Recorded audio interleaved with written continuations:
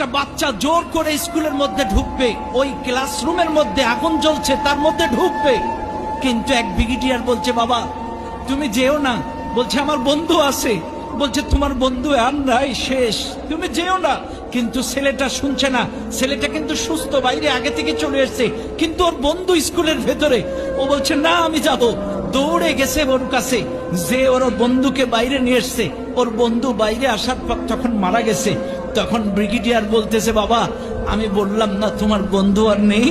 তখন বলছে স্যার আমি গেছিলাম যখন স্কুলের ভেতরে, আমার বন্ধু বেঁচে ছিল, আমার বন্ধু আমাকে দেখে মুস্কি হাসি দিয়ে বলছে বন্ধু আমার বিশ্বাস ছিল তুই আসবি, আমার বিশ্বাস ছিল তুই আসবি। এরপরে আমি যখন ওকে বাইরে বের করতে গেছি তখন আমার বন্ধু মারা গেছে।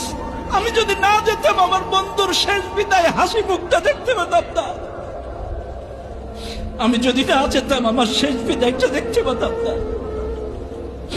এমন অসংখ্য দৃশ্য এই মাইলস্টোন স্কুলে ঘটেছে।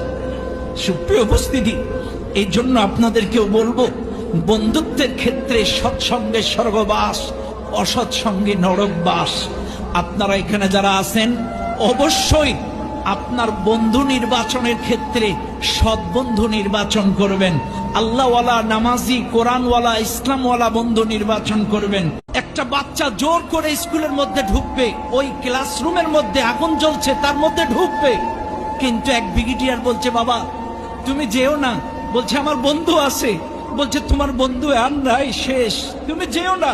কিন্তু ছেলেটা শুনছে না, ছেলেটা কিন্তু সুস্থ, বাইরে আগে থেকে চলে এসছে, কিন্তু ওর বন্ধু স্কুলের ভেতরে।